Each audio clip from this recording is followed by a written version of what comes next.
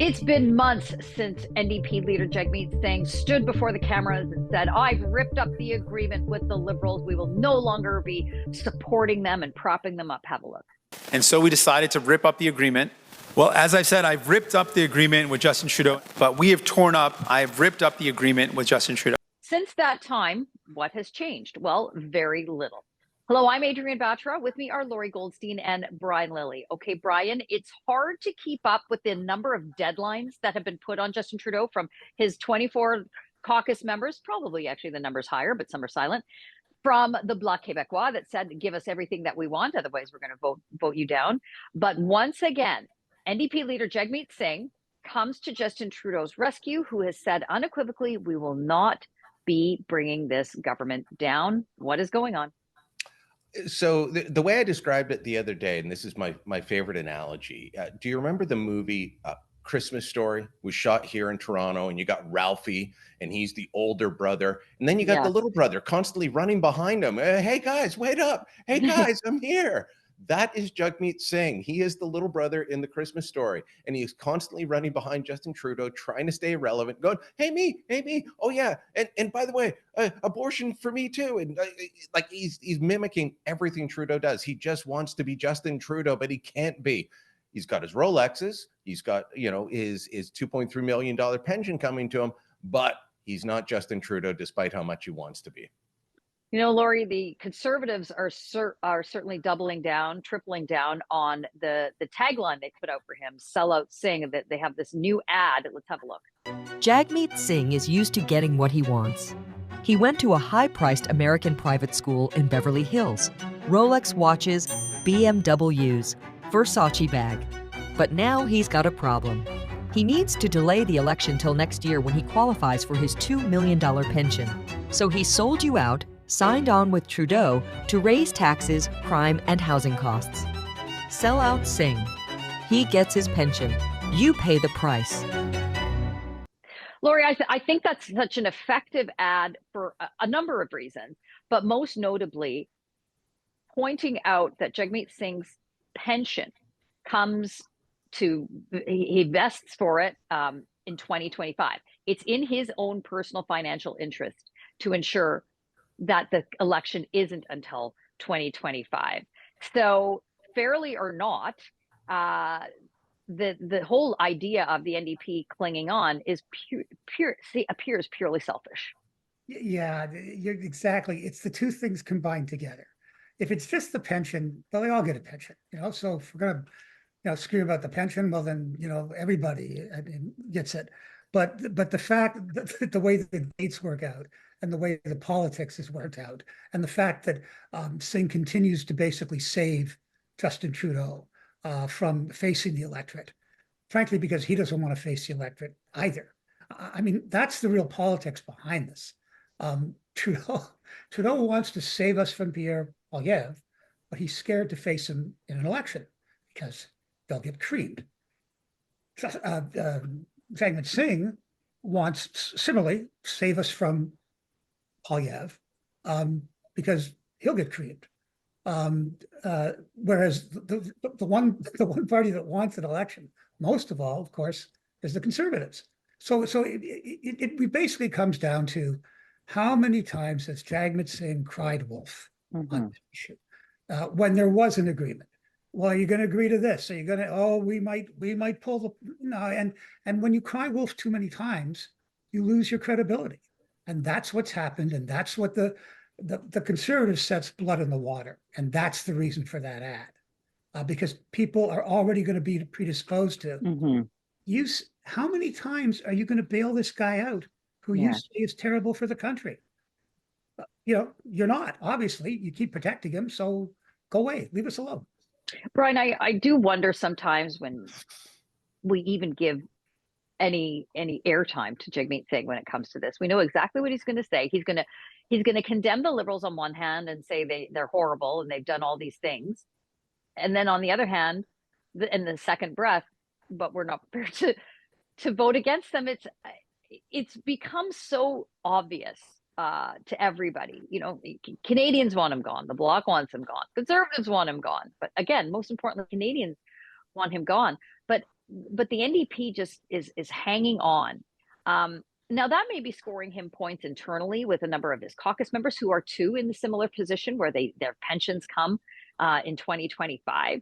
But how, the credibility factor is so significant for the next election.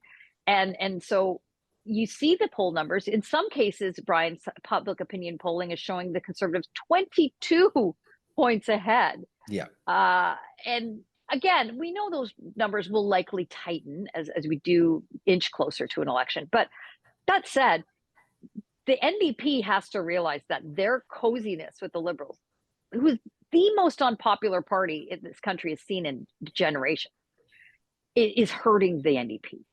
It's hurting them in a big way. And you look at what when they signed this agreement in March 2022, the Liberals were a lot higher in the polls. As the Liberals fell, I'm sure the NDP hoped that support would come to them. It hasn't. It's gone all entirely to the Conservative Party, a little bit to the Bloc in Quebec, but nationally it's gone to the Conservative Party.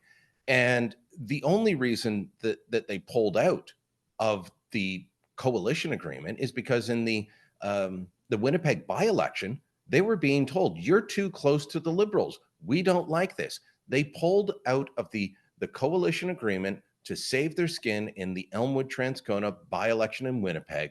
That's the only reason they did it, but they had no plans to ever bring the government down. And, we've been hearing that Jagmeet Singh won't bring down the Trudeau government because of his pension for a couple of years now. And at first, I didn't believe that. And then I went to the Canadian Taxpayers Federation. I said, you guys always have these pension calculations when somebody that's been around a long time retires. What would Singh's pension be? They did the pension calculation. We were the first to do the story at the Toronto Sun, put the numbers out there. And I looked and I said, well, $2.3 million if he lives to the age of 90, which for a man of his age is a very reasonable prospect. That's a lot of, it starts out at about only $30,000 a year.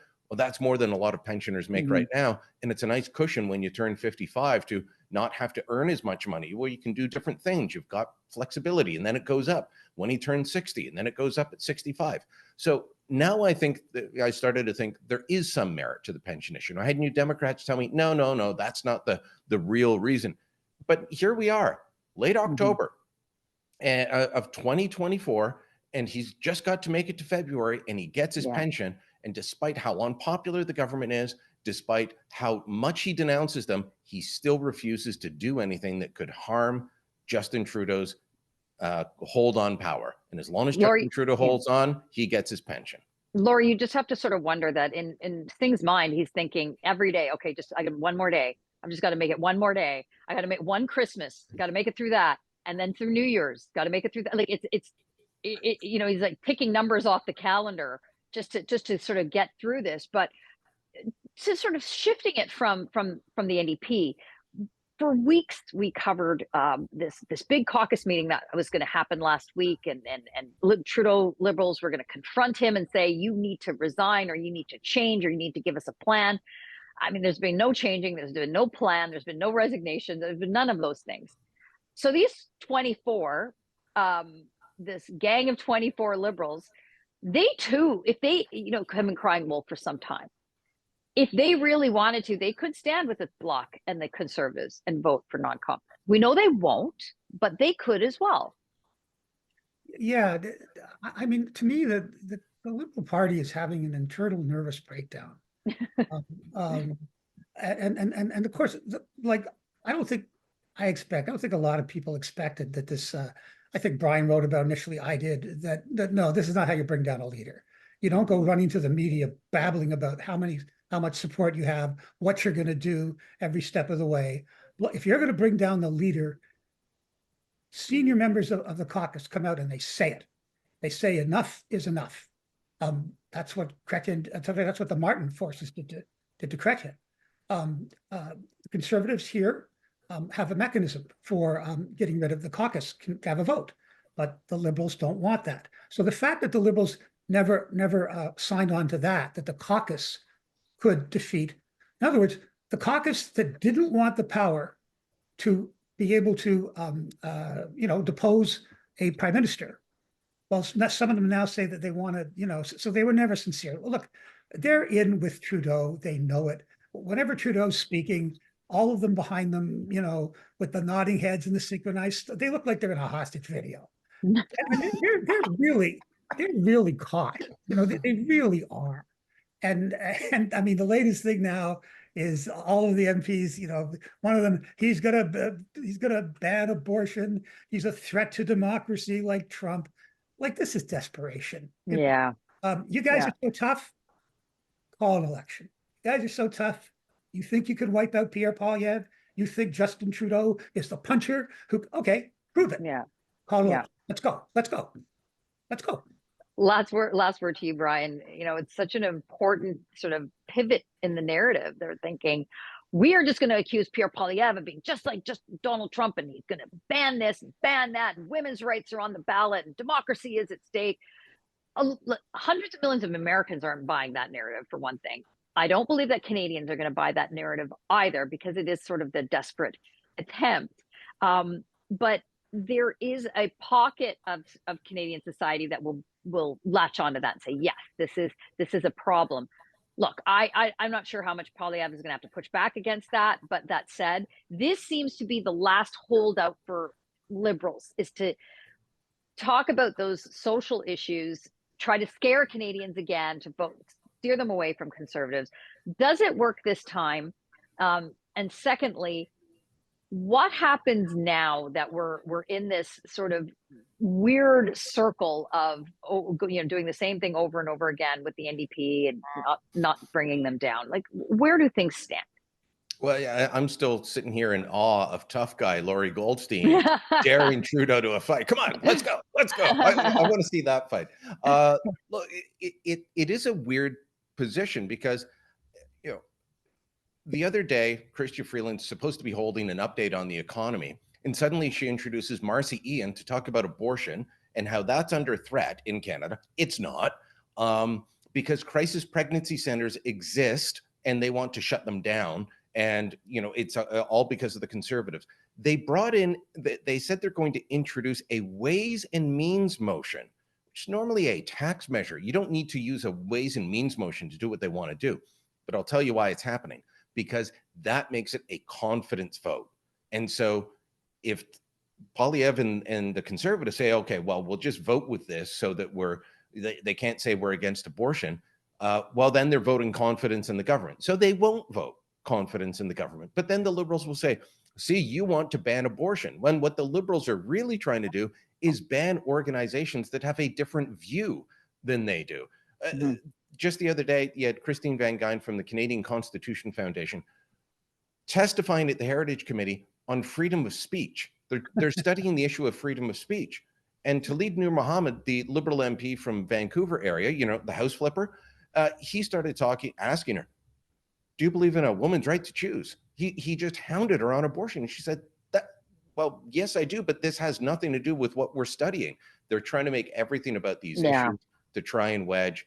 It's going to be painful, but this is a government in its dying days, grasping at everything, calling out for more morphine, and hoping they can suck in enough air to survive to the new year.